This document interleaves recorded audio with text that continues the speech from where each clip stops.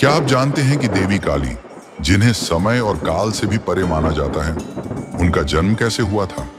क्या सचमुच वे केवल एक ही रूप में विराजमान हैं या उनके अनेक रहस्यमयी स्वरूप भी हैं?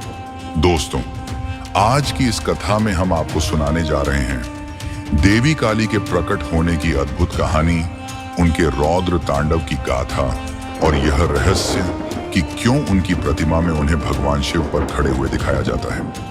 तो अंत तक जरूर देखिए, क्योंकि यह कथा आपको शक्ति, क्रोध और प्रेम के गहरे रहस्यों से रूबरू कराएगी।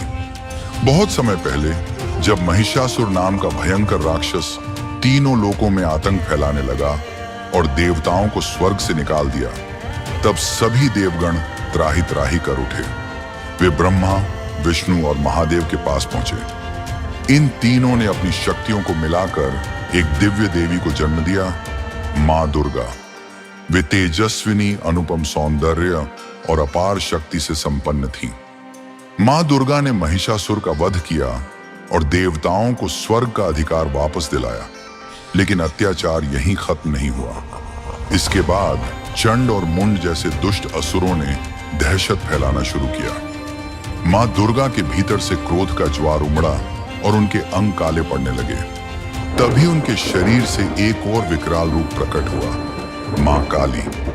उनका रूप भयानक था, काला वर्ण, गले में नरमुंडों की माला, रक्त से भरी आंखें और हाथों में तलवार, त्रिशूल और अस्त्र। मां काली ने युद्ध भूमि में उतरकर चंड और मुंड दोनों का वध किया और उनके सिर मां दुर्गा को अर्पित किए।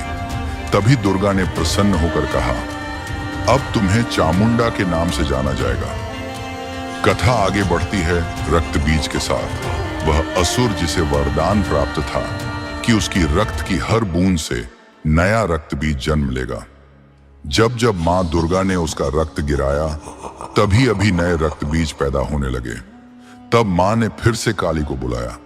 मां काली ने विकराल रूप धारण कर लिया और रक्त बीज का सारा रक्त स्वयं पी गई, ताकि उसकी एक भी बूंद भूमि पर न गिर सके। इस प्रकार उन्होंने रक्त बीज और उसके अनगिनत रूपों का अंत कर दिया। लेकिन युद्ध के बाद भी उनका क्रोध शांत नहीं हुआ। वे भयंकर तांडव करने लगी। असुरों के शरीर उनके पैरों तले कुचलने लगे और धरती कांप उठी। देवता भयभीत हो गए। तब शिवजी ने स्वयं को उनके मार्ग में लिटा दिया। जब काली का पांव शिवजी के वक्ष पर पड़ा, तो उन्हें होश आया कि उन्होंने अपने ही पति और आराध्य पर पैर रख दिया है। उसी क्षण उनका क्रोध शांत हो गया। उनकी जीभ बाहर निकल आई, जो लज्जा और नम्रता का प्रतीक है।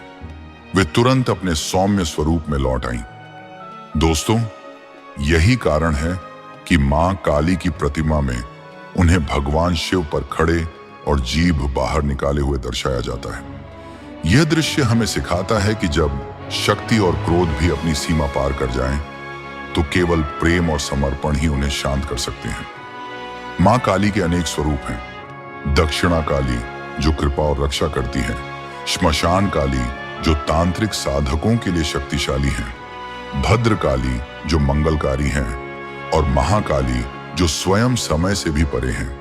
इसीलिए उन्हें 10 महाविद्याओं में प्रथम स्थान प्राप्त है। अगर आपको यह पावन कथा पसंद आई हो, तो इस वीडियो को लाइक करें, चैनल को सब्सक्राइब करें और कमेंट में लिखें, जय मां काली।